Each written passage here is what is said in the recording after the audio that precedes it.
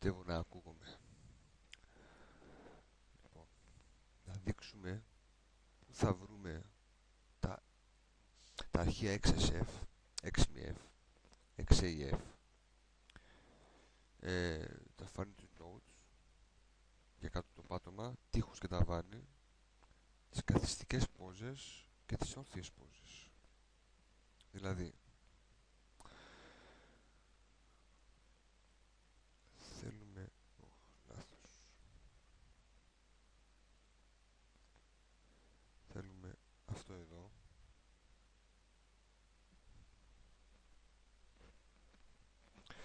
το οποίο είναι τα φώτα, το όρθιο το άβι, το καθιστό το άβι. Να το.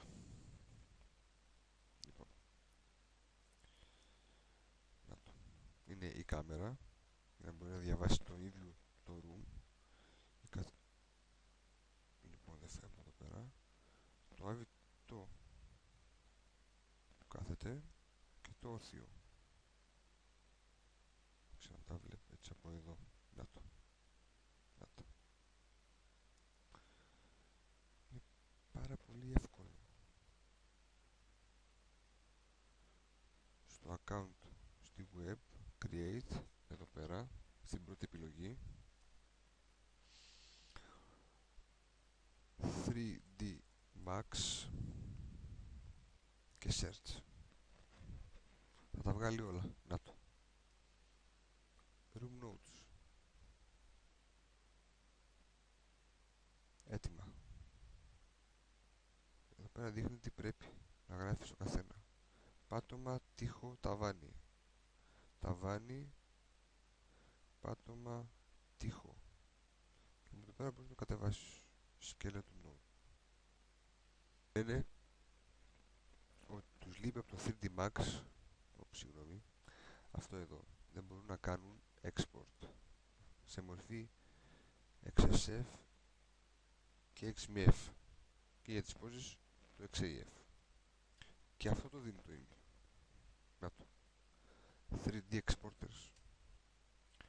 Πατώντας εδώ πέρα πάνω, InView exported list. Να το. 7, 8, 10 και 11 είναι τα 3D Max που δέχεται το InView. Εγώ χρησιμοποιώ το 11. Πατάς, το κατεβάζεις. Το κατεβάσω μία.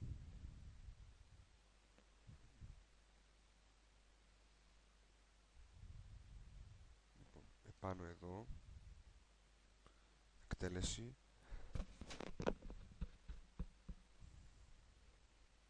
Και απλά το κάνουμε install. Με κλειστό πρόγραμμα πάντα. Next, next install. Μέχρι να τελειώσει. Κλειστό το 3D. Και έχει μπει. Ναι, finito. Ναι, finish. Δεν σε θέλω. Φύγε από εδώ.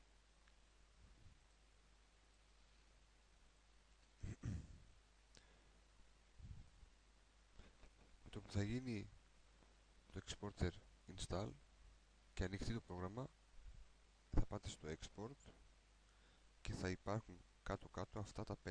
1, 2, 3, 4, 5. Call 3D από δίπλα που θα γράφει. Και θα μπορείτε να ανεβάσετε μέσα.